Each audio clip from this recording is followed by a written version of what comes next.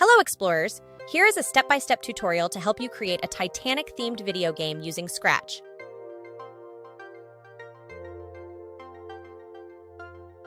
Step 1. Adding your pictures. We need to add some pictures to the game. Download a picture of the Titanic and an iceberg by clicking on the links in the What You Need section of this quest. This will save the pictures to your download folder. Log into Scratch. Delete the picture of the cat, hover your mouse above the sprite icon, and click the Upload Sprite icon. Find the picture of the Titanic in your Downloads folder and click Open. Do the same with the iceberg. To make your pictures smaller, select them and type in a smaller number in the size box. Next, we need to add the background. Click on the Background button and select the picture of the Arctic. Step 2. Moving the Titanic. Now we need to add some code to make the Titanic move. We are going to use the if-then code block, and we are going to set it up so that when the right arrow key is pressed, the Titanic will move to the right.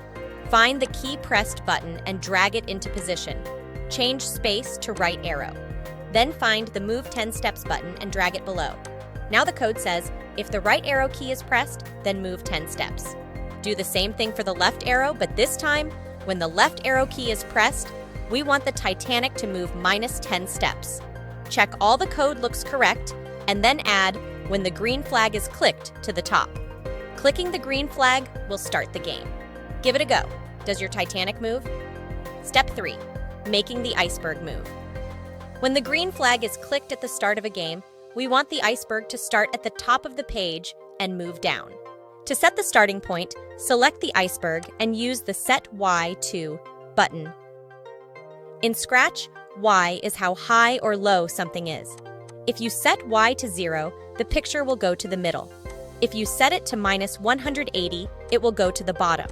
If you set it to +180, it will go to the top. +180 is our starting position. Then we need to make the iceberg move down. Find the Change Y by button, add -5, and put it in a forever code block so it will continuously move down -5 steps. Click the green flag and test it out.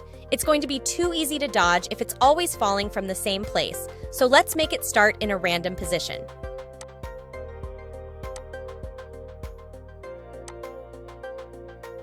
If the iceberg gets to the bottom, we want it to automatically go back to the top. Use the if-then block again. This time we are going to use a new block. This block lets us program it so if the Y position of the iceberg gets lower than -180, then we want it to go to a random position at the top of the page. We have already created the code to set the starting point, so we can just copy it from the top of the sequence. Put it all together and test it out. At the moment, the iceberg is going straight through the Titanic. We are going to program it so that if the iceberg touches the unsinkable ship, it will be game over. We are going to use the If-Then button again, and then drag the touching code into position and select the Titanic ship video game image. When they touch, we want all things to stop. Put it all together and test it out. Step 5. Adding more icebergs. It's too easy to dodge one iceberg, so right-click on the iceberg and click Duplicate a few times to make more of them. Click the green flag and you are ready to play. Well done, explorers! You have completed your task and created a Titanic-themed video game.